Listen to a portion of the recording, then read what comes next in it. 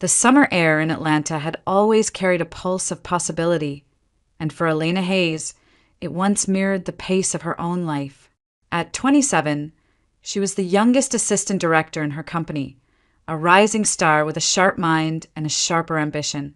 She worked late nights, drafting strategies, led meetings with confidence that belied her age, and dreamed of the day she would launch her own real estate firm. The future, she believed, was hers to shape. That belief shattered one April morning. A blinding headache struck her at her desk, followed by the sensation that her body no longer belonged to her. The next thing she remembered was waking up in a hospital room, fluorescent lights humming overhead, a doctor explaining gently that she had suffered a stroke. The prognosis was uncertain. She might never walk again. Speech might return, or it might not. In an instant, the woman who had once commanded boardrooms was confined to a wheelchair, struggling to form even simple words. At first, Elena told herself she could rebuild. She had Ryan. They had been married for 3 years, and though his quiet nature often clashed with her drive, she believed their love would carry them through anything. But as the weeks turned into months, she began to see the distance growing in his eyes. His visits to the hospital became shorter, his patience thinner. He stopped talking about their future and instead sighed when the medical bills arrived. The real fracture came from Victoria, Ryan's mother. A retired stage actress with a flair for cruelty, Victoria had never approved of Elena, dismissing her as too ambitious and not the homemaker type.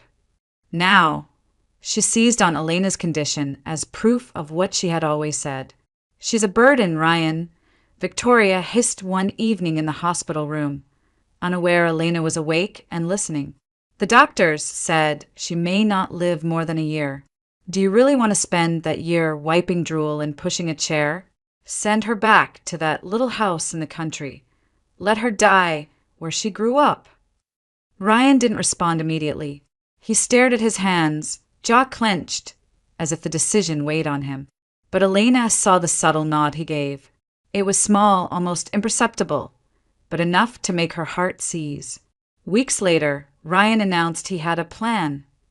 They would leave Atlanta behind.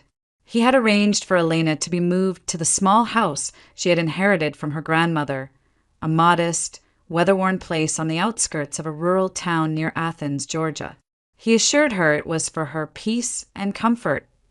He would visit often, he promised. He even hired a local woman, Galina, to help around the house.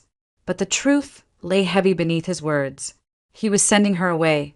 The move happened in late autumn. The leaves had just begun to turn when Ryan wheeled Elena into the back of his SUV. She said nothing, she couldn't, but her silence was not acceptance. It was disbelief. The drive was long, winding through roads that grew narrower and emptier with each passing mile, until the skyline of Atlanta was nothing but a memory. When they arrived, the sight of the house nearly broke her. The paint peeled from its siding, the shutters hung crooked, and weeds had swallowed the once neat garden. Inside, the air smelled stale and abandoned. "It's only temporary," Ryan said, his tone distant. "Galina will take care of you. I'll come as soon as I can." Galina appeared a few hours later, her breath heavy with the sour scent of whiskey. She nodded curtly at Elena and shuffled off to the kitchen, muttering under her breath. This was the woman Ryan had entrusted with her care. That night, Ryan packed the last of his things into the car. He kissed Elena's forehead, an empty, obligatory gesture, and walked toward the door. He paused for a moment, his hand on the knob, as if summoning the courage to look back. But he didn't. The engine started, gravel crunched beneath the tires, and the red glow of his taillights disappeared down the road. Elena sat in the silence that followed, the weight of betrayal pressing down harder than any physical paralysis. That night, under the dim light of a single lamp, she realized the truth. Ryan had not just left her in a forgotten corner of Georgia. He had abandoned her.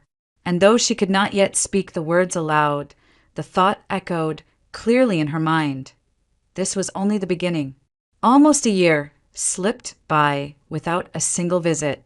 Ryan had buried himself in work and distractions, telling himself there was no need to check on Elena so soon.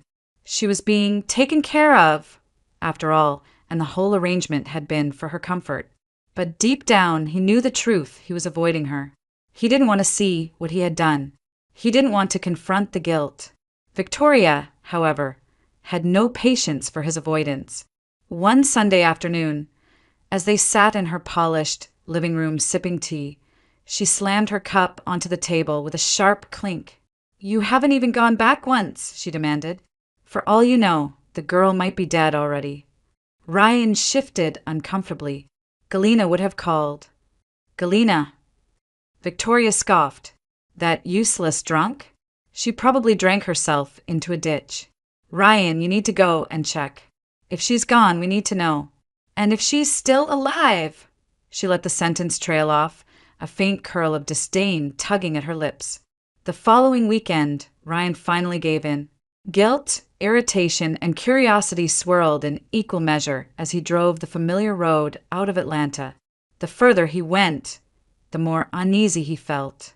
When he turned onto the gravel path leading to the small house, his unease deepened into confusion. The place looked abandoned. The grass in the yard was knee-high, weeds climbing up the porch steps. The shutters hung loosely, creaking in the breeze. He stepped out of the car and tried the front door. Locked. He knocked. No answer. "Galina!" he called out, his voice breaking the eerie silence. A neighbor passing by paused at the sight of him. "Looking for the woman in the wheelchair?" the man asked, adjusting the strap of a feed sack over his shoulder. "Yes. Elena Hayes. Do you know where she is?" The man shrugged. "Haven't seen her for months. The woman who used to come here. Drank like a fish. She stopped showing up too. Word is the lady moved. No one knows where." Ryan felt his chest tighten. Moved? How? She couldn't even walk. And why hadn't Galina contacted him? Panic began to simmer beneath his skin. He started asking questions at the small store, the post office, the gas station. No one had seen Elena in months, but a woman at the bakery offered a clue. "Someone said they saw her at that new estate just outside town," she said. "You know, the big property with the iron gates and the rose garden. It's the only mansion around here. Hard to miss." It was impossible. Ryan knew Elena didn't have the means to live in a place like that.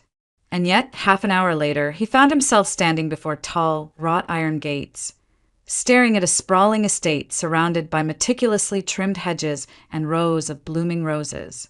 The gravel driveway wound gracefully up to a white, two-story house with wide verandas and tall windows gleaming in the afternoon sun. His hands trembled slightly as he pressed the call button. A chime echoed faintly from within, and then a voice answered through the intercom. Calm, steady, unmistakable. "Who is it?" Ryan's breath caught in his throat. It was Elena, not the slurred, broken speech of a stroke patient, but clear and confident. "Elena, it's me," he managed to say. A long pause. Then, "Come in." The gates swung open slowly, and Ryan drove down the curved path, his heart pounding. The door opened before he could knock, and there she was. Elena stood in the doorway in a soft linen dress, sunlight catching the auburn highlights in her hair. She wasn't sitting in a wheelchair. She wasn't frail or broken. She was standing, tall, poised, and breathtakingly alive. "Hello, Ryan," she said, her voice cool but steady. He opened his mouth, but no words came out. The woman before him looked nothing like the fragile patient he had abandoned a year ago. "Would you like to come in?" she asked, stepping aside. Her tone was polite, almost casual, but her eyes held a sharpness that made his stomach twist. As he crossed the threshold into the elegant, sunlit foyer, Elena turned to face him fully. "You didn't expect this, did you?" she said softly, a faint smile ghosting her lips. Then, leaning just slightly closer, she added, "You didn't think I'd still be alive." Ryan stood in stunned silence in the entryway of the grand house, but Elena didn't rush to fill it. She let him stand there, let the weight of the moment press against his chest. Then, with a measured calm, she turned and gestured toward the sitting room. Come. There's something you should understand, she said. As Ryan followed her into the sunlit space, the scent of roses drifted through the open windows. Every detail of the room, the polished floors, the paintings on the walls, the delicate porcelain teacups on the table, felt like a deliberate declaration. She had built a life without him, and it was better than the one they had shared. She poured tea into 2 cups and placed one in front of him, though she knew he wouldn't drink it. Then she sat down across from him, her expression unreadable. Do you remember, she began, the letter I received about a year before my stroke? Ryan blinked, caught off guard. What letter? My grandmother's will, Elena said, her tone light but laced with steel. She passed in Hamburg. I hadn't seen her since I was a teenager, but she never forgot me. She left me a considerable inheritance. Cash, yes, but also shares in a real estate development company. Enough to change our lives. Ryan's pulse quickened. He remembered. At the time, he had thought of it as a miracle. Elena had come home glowing, clutching the documents with trembling hands, her eyes bright with hope. She had told him and Victoria the news over dinner, tears streaking down her cheeks as she laughed through them. And he and his mother, had played their parts perfectly. How could I forget? He said now, forcing a thin smile. We were so happy. Elena let out a low, humorless laugh. We. She shook her head slowly. I thought you were happy for me. That's what I told myself. But now, looking back, her gaze lifted, locking onto his. I see it differently. Her mind drifted back to those early days after the inheritance arrived. Victoria's tone had softened almost overnight. The woman who had once called her unworthy suddenly began stopping by with casseroles and compliments. Ryan, too, had changed. He was attentive again, affectionate even, talking about dreams they might pursue together, trips to Europe, a business they could start. Elena had let herself believe that the worst of their struggles were behind them. Then she found the earring. It was small, gold, and definitely not hers, wedged between the cushions of their living room couch. A pit had opened in her stomach as she stared at it, the metallic glint reflecting a truth she wasn't ready to face. She searched further, receipts from dinners she hadn't been invited to, a faint scent of unfamiliar perfume on his shirts. The denial didn't last long. A few days later, she hired a private investigator. The man was discreet, thorough, and mercilessly efficient. Within a week, he handed her photographs. Ryan in a downtown restaurant with a woman barely out of college, his hand on hers across the table. Then, outside a hotel, his arm draped around her waist. And finally, a recording that shattered what little remained of Elena's illusions. On the tape, Ryan's voice was clear and unmistakable. Once the inheritance clears, I'll have the capital I need. I'll start the company, build it from the ground up. And once everything's running, well, I won't need her anymore. The woman giggled softly. What about her health? She won't last a year, Ryan replied coldly. The doctors said as much. By the time this is all over, it'll be like she never existed. Sitting in the investigator's office, Elena had felt something in her break. All the memories, their first apartment with its peeling paint and second-hand furniture, the nights they'd stayed up dreaming about the future, the sacrifices she had made to support his career, flooded her mind and dissolved into something bitter. She had believed in love, in partnership, in vows spoken under a June sky. And yet here it was, laid bare in a single sentence. To him, she was a stepping stone, a tool, a means to an end. That night, alone in their bedroom, Elena stared at the ceiling and felt the last thread of denial snap. The man she had once trusted with her heart was plotting a future without her. The life they had built was a mirage, and the person beside her had been a stranger all along. It was the darkest chapter of her life. But as the days passed, her grief hardened into something else, something quieter, colder, sharper. She would not confront him, not yet. Instead, she would let him believe his plan was working. And when the time came, she would let him see just how wrong he had been. Elena didn't tell Ryan she knew. She didn't rage or confront him, didn't demand explanations that would only be met with lies. Instead, she carried her heartbreak to the one person she still trusted, Samantha Reed. They had met in college, back when Elena still believed the world was a fair place, and Samantha had been her anchor through every storm since. She was now a successful attorney, known for her blunt honesty and relentless logic, and when Elena finished recounting every cruel word from the recording, Samantha's face hardened. "He's not just betraying you," Samantha said quietly. "He's building a future on your grave." Elena nodded, her hands trembling as she folded the investigator's report. "I want to know if he'd still do it without the money. If everything he's planning depends on me disappearing." Samantha leaned back in her chair, fingers steepled. "Then we give him the chance to prove it." The plan took weeks to design and even longer to set in motion. Samantha contacted a trusted physician, an old friend from law school who had transitioned into medical administration. For the right fee, and under the pretense of helping Elena avoid harassment from opportunistic relatives, he agreed to prepare a falsified medical report. The document stated that Elena's stroke had caused irreversible damage, that her heart was dangerously weak, and that she was unlikely to live more than a year.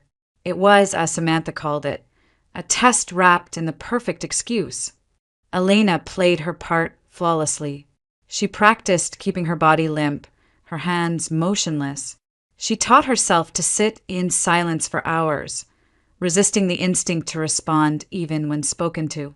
Her speech had mostly recovered by then, but she deliberately slurred her words or avoided speaking altogether when Ryan was around. To the outside world, she was no longer the vibrant, ambitious woman she once was. She was a ghost, breathing but barely living. And just as Samantha predicted, Ryan and Victoria believed every word of the forged report. Ryan stopped bringing flowers to the hospital. Victoria stopped pretending to care at all. They began having whispered conversations in the hallway about inheritance, about investments, about a future that no longer included Elena. "She'll be gone before the year's out," Victoria said one afternoon, unaware Elena could hear her from the hospital bed. "Then you'll be free. We'll be free." Ryan's answer was a simple, chilling "I know." By the time Elena was discharged, Ryan had already begun rearranging their lives. He suggested they sell the townhouse in Atlanta, claiming it was too big and too expensive for them now. He spoke of simplifying things, of focusing on her comfort in what he called the time she had left. And finally, he proposed what Victoria had wanted all along, that Elena return to the small rural house she had inherited years ago. "It's peaceful there," he said, his voice so carefully rehearsed it almost fooled her. "You'll be happier." Elena agreed without protest. She didn't even flinch when he hired Galina, a local woman with a reputation for drinking more than she worked, to look after her. She let him believe she was too weak to argue. She let him believe she was grateful. And so, one chilly afternoon in October, Ryan loaded her into the back of the SUV and drove her away from everything they had built. He promised he would visit soon. He promised they would talk about the future. Elena said nothing. The house greeted them like a memory she had tried to forget. Peeling paint, sagging porch, weeds swallowing the garden. Ryan carried her inside and helped her into the wheelchair one last time. He kissed her forehead, told her to rest, and left without looking back. Minutes after the car disappeared down the dirt road, Elena exhaled and placed both feet firmly on the wooden floor. Her legs were weak but functional, her balance unsteady but real. Slowly, deliberately, she rose from the wheelchair. Galina, sitting at the kitchen table with a bottle already open, froze mid-sip. You can walk," she stammered. Elena met her wide-eyed stare with calm precision. "I could always walk. You're going to keep that to yourself." Galina's hand trembled as Elena slid an envelope across the table. Inside was more money than the woman had likely seen in her life. "You'll report everything as normal," Elena continued. No changes. No improvements. Nothing. Galina swallowed hard and nodded. No changes, she muttered, clutching the envelope.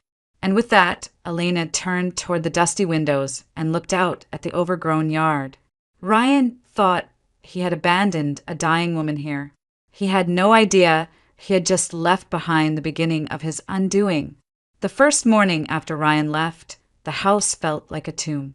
Dust clung to every surface, cobwebs draped across forgotten corners, and the air itself seemed stale with the weight of neglect. Elena stood in the doorway of what had once been her grandmother's kitchen and took a long, steady breath. This was where her new life would begin, not in a high-rise office or a hospital bed, but here, among peeling wallpaper and creaking floorboards. The first days were spent reclaiming the space. At first, Elena's legs trembled with every step, her muscles protesting after months of disuse. But with each passing hour, she grew stronger. She threw open the windows, letting crisp autumn air chase away the staleness. She scrubbed the floors until her knees ached, dragged furniture into sunlight to banish years of dust, and burned sage like her grandmother used to, watching the smoke curl through the empty rooms. By the end of the week, the house no longer felt like a graveyard. It felt like a beginning. Samantha arrived 2 days later, her sharp eyes scanning Elena from head to toe before pulling her into a fierce hug. You look stronger, she said, stepping back. And furious. That's a good sign. I'm done being a victim, Elena replied softly. Over cups of coffee at the kitchen table, they talked about what came next. Elena confessed she had already resigned from her job. That version of me is gone, she said. I don't want the endless deadlines and corporate battles anymore. I want something quieter, something that belongs to me. Samantha nodded. You don't have to figure it all out today. For now, breathe. Live. Let the silence teach you what you actually want. It was strange at first to live without the constant hum of the city. Nights were darker here, the stars startlingly bright. Mornings began not with conference calls, but with birdsong and the rustle of leaves.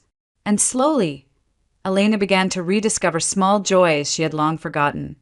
The smell of rain on soil, the feel of sunlight on her skin, the rhythm of days that belonged entirely to her. One Saturday, she decided to visit the village market. It had been years since she'd walked those narrow aisles lined with stalls selling everything from homemade honey to woven baskets. People stared at first. Many had believed she was gravely ill, perhaps even dead, but their curiosity soon softened into warm greetings. It was there at a produce stand piled high with late-season apples that she first met Jacob Miller. He was older than her by a few years, with broad shoulders and calloused hands, the kind of man who carried the scent of the fields with him. His manner was gruff, his voice deep and clipped, but there was a steadiness in his gaze that disarmed her. Those boxes look heavy, he said, nodding to the crates of apples and potatoes she'd bought. I'll manage, Elena replied, though she knew she couldn't carry them far. Jacob raised an eyebrow. You'll drop them before you get halfway home. He picked up the crates without waiting for permission. Where to? Despite herself, Elena smiled. The old Hayes place. He carried the boxes to the truck parked beside her and loaded them carefully. Haven't seen anyone there in a while, he said as he shut the tailgate. If you need anything, repairs, hauling, anything at all, I'm just down the road. The next morning, Elena heard the rumble of a lawnmower outside. When she stepped onto the porch, there was Jacob, mowing down the sea of weeds that had swallowed the yard. I didn't ask you to do that, she called out over the noise. Didn't say you did, he shouted back. It needed doing. When he finished, sweat darkening the back of his shirt, she invited him in for breakfast. He hesitated, then nodded, wiping his hands on his jeans before stepping into the kitchen. They ate scrambled eggs and toast in companionable silence, broken only by the occasional question about the house, the land, their lives before now. It was a simple meal, yet as they sat across from each other, Elena felt something stir inside her that she hadn't felt in a long time. Trust. Not the naive kind she'd once given freely, but something quieter and more deliberate, born not of promises but of actions. For the first time since the world had collapsed beneath her, Elena allowed herself to believe that maybe, just maybe, she wasn't as alone as she thought. The weeks that followed settled into a rhythm Elena hadn't known she needed. Every few days, Jacob would appear at her gate without warning, toolbox in hand, sleeves rolled up, as though helping her had been penciled into his calendar all along. One morning, he was fixing the door that refused to close properly.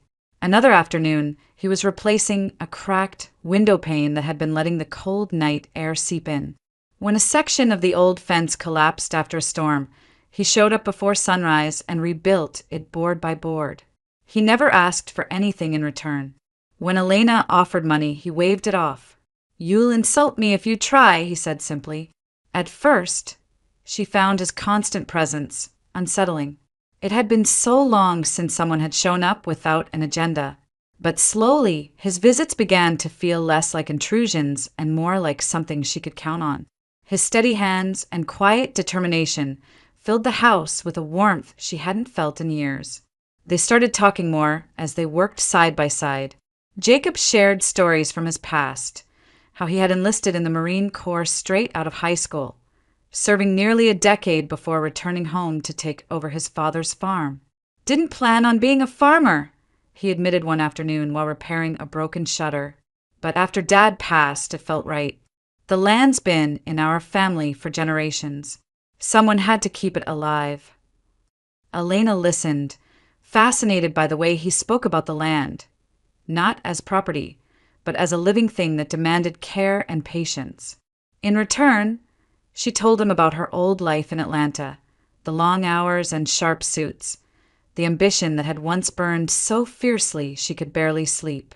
She confessed the dream she'd buried deep, to start her own real estate firm, one that prioritized people over profit. "You still could," Jacob said quietly, tightening the final bolt on the shutter. She shook her head. "That part of my life is over." He glanced at her, brow furrowed. "Only if you want it to be." It wasn't a declaration of love or a dramatic speech, just a simple truth offered without expectation. But it lingered with her long after he left that day.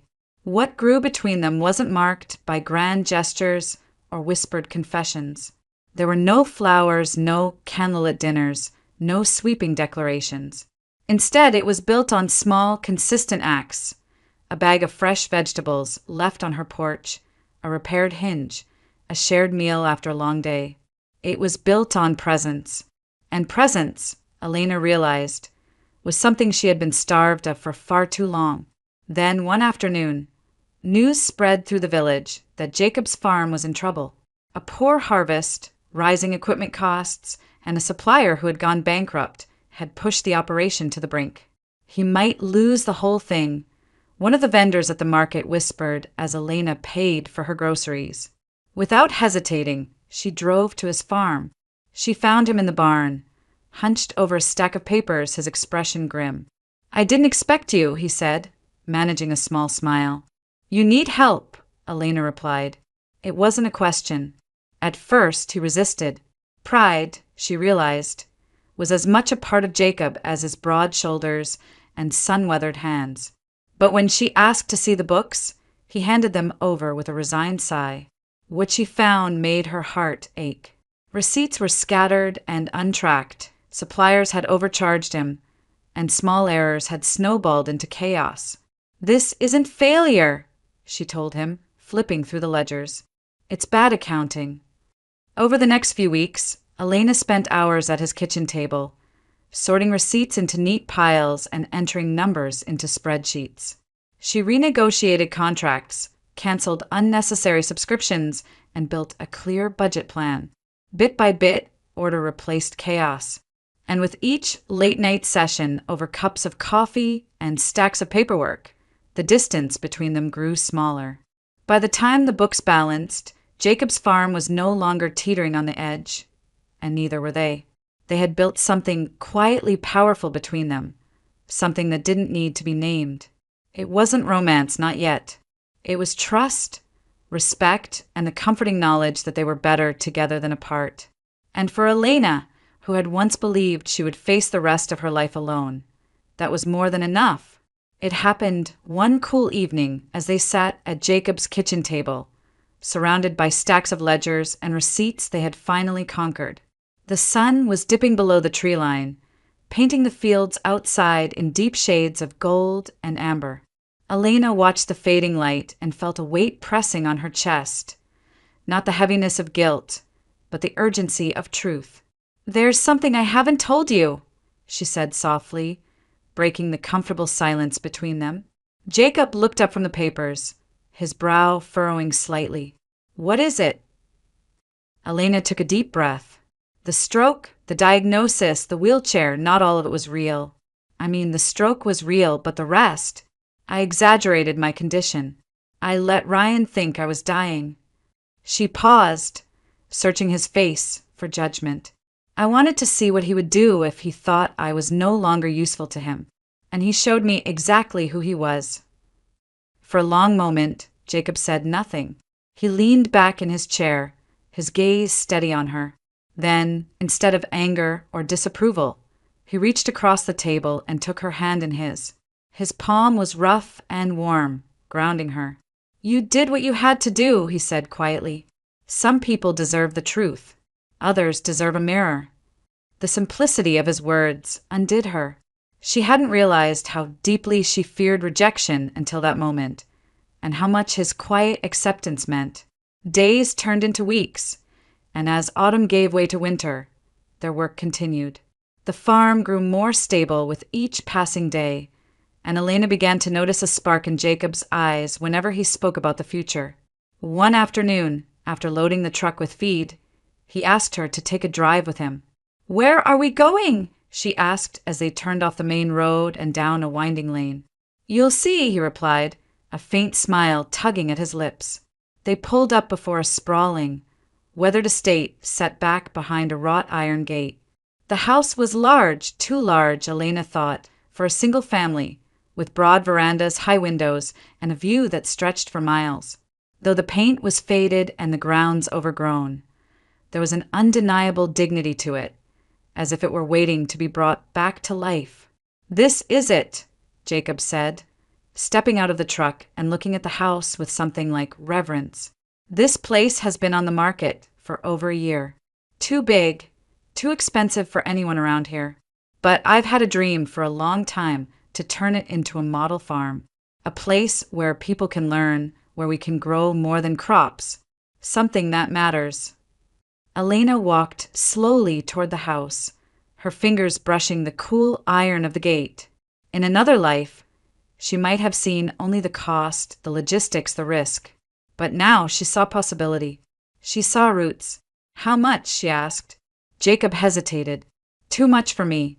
I've run the numbers 100 times. It's out of reach." She turned to him, the decision forming in her chest before she could second-guess it. "Not for us." He frowned.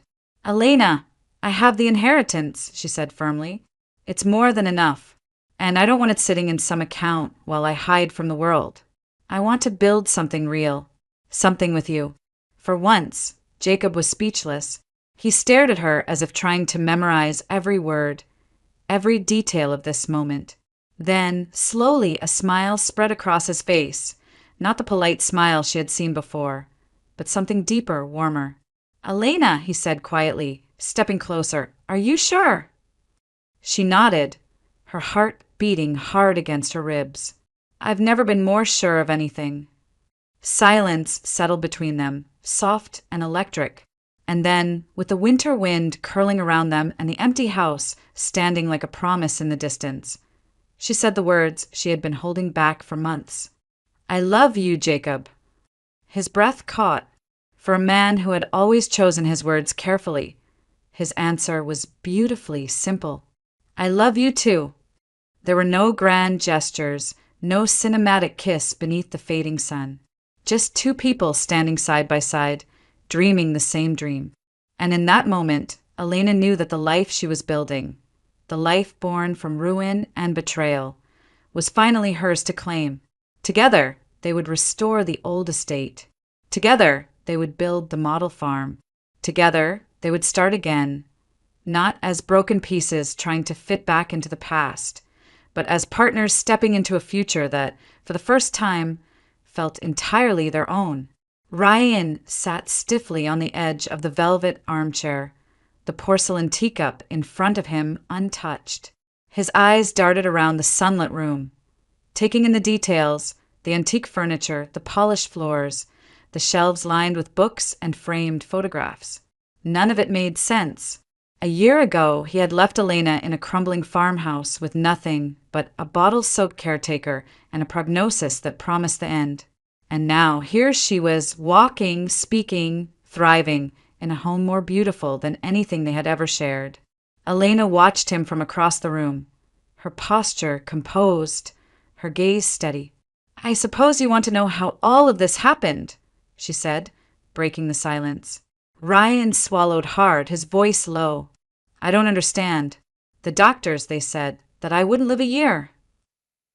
Elena's smile was cold. "Yes, they did, because that's what we wanted them to say. We." His brows knitted. Before she could answer, the sound of heels clicked against the hardwood floor, and Samantha appeared in the doorway, a folder tucked under her arm. "Hello, Ryan," she said with a lawyer's practiced calm. "It's been a while." Ryan's confusion deepened. You were part of this." Samantha set the folder on the table and took a seat beside Elena. "I was the one who arranged for the medical report," she said matter-of-factly. "Completely legal? No. But necessary? Absolutely. We needed to see who you really were when you thought Elena was dying. And you didn't disappoint." The blood drained from Ryan's face. "You tricked me." Elena let out a soft, bitter laugh. "No, Ryan. You exposed yourself. I didn't make you lie. I didn't make you cheat. I didn't make you plan a future with someone else before I was even gone. That was all you." At the mention of cheating, his gaze dropped to the floor. Elena tilted her head, her tone sharpened. "How is she, by the way? The girl who was worth throwing away a marriage for?" Ryan's jaw tightened. "It's over." "I'm not surprised," Elena replied coolly. "Most people lose interest when the money never arrives. I imagine she got tired of waiting for you to inherit a fortune you were never going to see." The jab landed, and for a moment, Ryan looked like he might lash out. But instead, he straightened in his chair, clinging to the one piece of leverage he thought he had left. "It doesn't matter," he said, trying to steady his voice. "You bought this house, you built this life, all while we were still married. Under Georgia law, that makes it marital property. Half of it belongs to me." Samantha leaned back and crossed her legs, her expression a study in patient amusement. "Actually, that's not how it works," she said. "Property acquired through inheritance is considered separate, not marital, unless it's deliberately commingled. Elena didn't use joint funds. She didn't add your name to anything. Every dollar she spent came from money she inherited and money she controlled." Ryan blinked, the words not sinking in fast enough. "But, furthermore," Samantha continued smoothly, "any profit generated by investments she made after you abandoned her is hers alone. You walked away, Ryan. You left her to die in a house you didn't even bother to maintain. A court isn't going to reward you for that." The silence that followed was suffocating. Ryan shifted in his seat, his hands tightening into fists. "You can't do this," he muttered, though even he didn't sound convinced.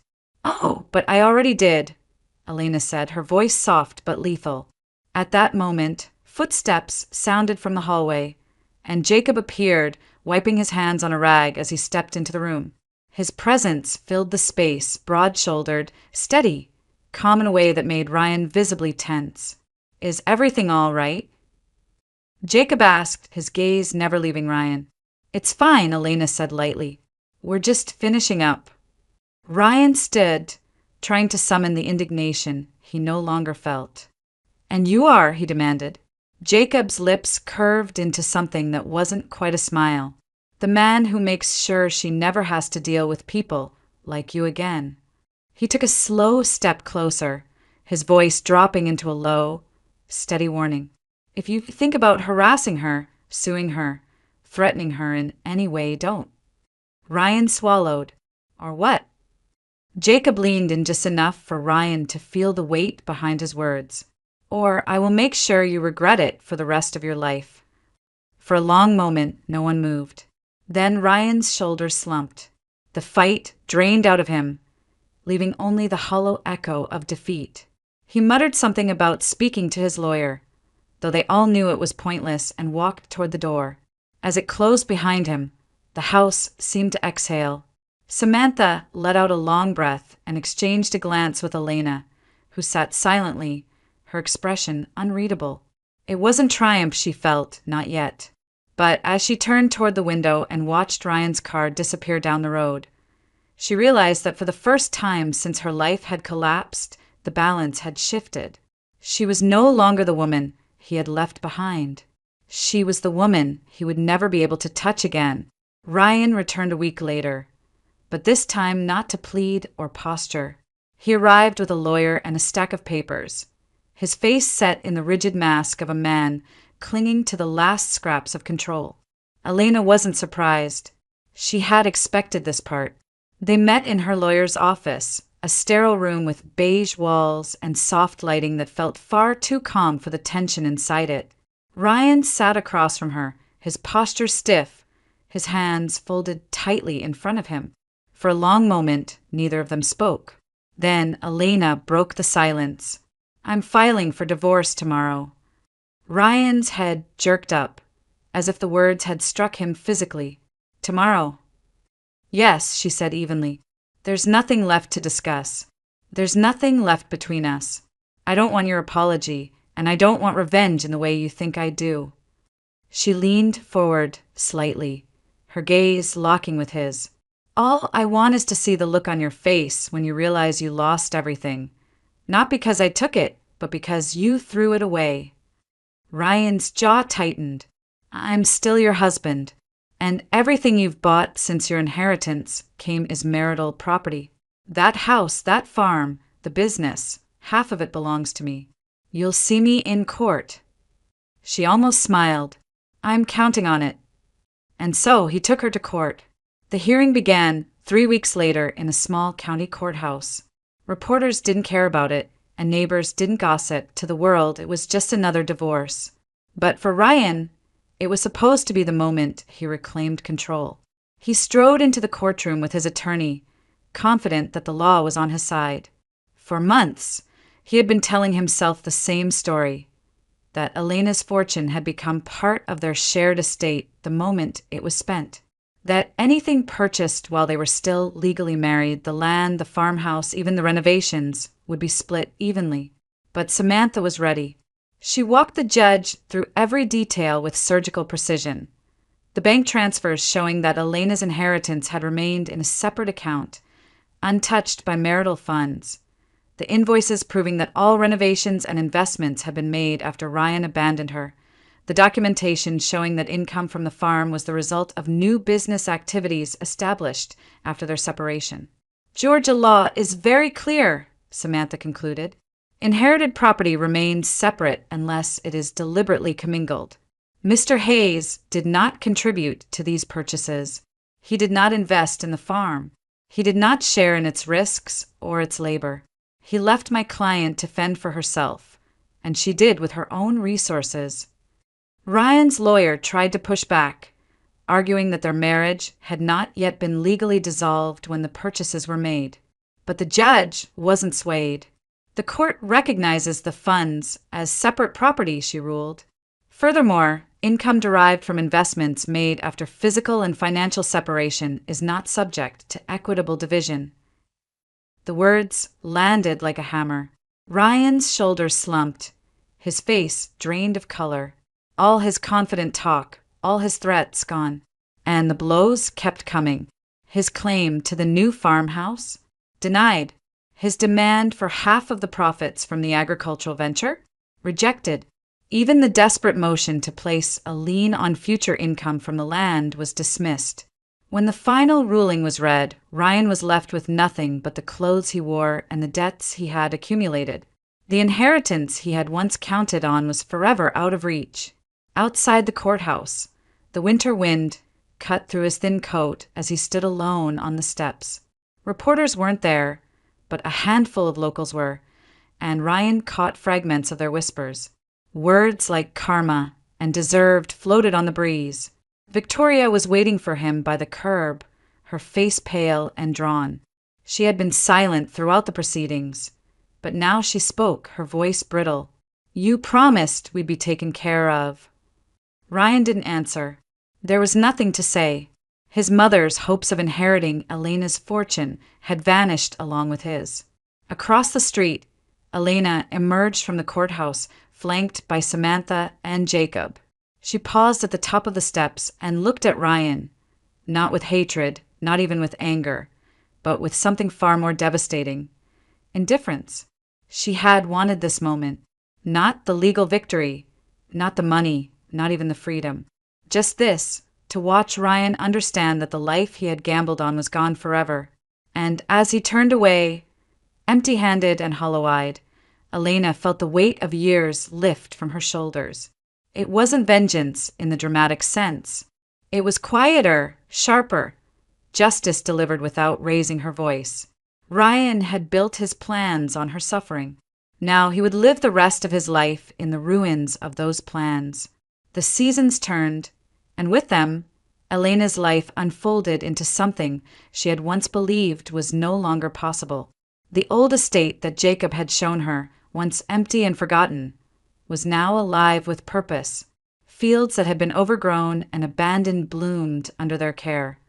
Rows of crops stretching toward the horizon like a promise kept. The farmhouse, once weathered and gray, had been restored into a home filled with warmth and laughter. It wasn't easy. There were long days and sleepless nights, setbacks that tested their resolve and storms that battered their land. But every challenge met and overcome knit them closer together. They learned to lean on each other, to build not just a farm but a partnership, one grounded in trust, respect, and quiet resilience. The farm grew beyond their expectations. Soon, families from across Georgia came to visit, students from the local university volunteered for seasonal work, and agricultural journals wrote about their sustainable practices. Jacob's dream of creating a model farm had become a reality, and Elena had played a vital role in making it happen. But she didn't stop there. With Samantha's legal expertise and Jacob's unwavering support, Elena finally revived the dream she had once buried beneath heartbreak: her own business. She launched a boutique real estate consultancy focused on helping rural landowners revitalize their properties. It was small at first, just her and a laptop in a spare room above the barn, but word spread quickly. Clients trusted her because she didn't just understand the numbers. She understood the weight of starting over. Her company thrived, growing from a one-woman operation into a respected firm. And for Elena, every deal signed and every property restored was more than business. It was a reclamation of the life that had once been stolen from her. One late summer evening, as the sun melted into the rolling hills and painted the sky in shades of rose and gold, Elena stood on the porch of their farmhouse and looked out over the land. The fields swayed gently in the breeze. The air carried the scent of earth and hay, and somewhere in the distance, Jacob was calling to the farmhands, his deep voice carrying easily across the open space. She closed her eyes for a moment, letting the peace of the scene settle over her. A year ago, she had been left to die, discarded, betrayed, forgotten. Now, she was stronger than she had ever been. Jacob joined her on the porch, slipping an arm around her waist. "Penny for your thoughts," he murmured. She smiled, leaning into him.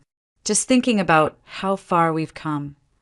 He kissed her temple, "And how much further we'll go." Together, they watched the sun sink below the horizon, the last light glinting off the farmhouse windows. Elena's heart was full, not just with love for the man beside her, but with pride in the woman she had become. She was no longer the victim of someone else's cruelty. She was no longer defined by betrayal or loss. She was a survivor, a builder, a dreamer, and above all, she was free. Somewhere out there, Ryan was still grappling with the consequences of his choices. But Elena no longer cared. His story had ended where hers had begun, and in the quiet hum of the evening, as crickets began to sing and the first stars appeared, she understood a truth that had taken her a lifetime to learn. Sometimes the sweetest revenge isn't ruin or retribution. Sometimes it's living a life so full, so joyful, so utterly beyond what they ever believed you could, that their betrayal no longer matters at all.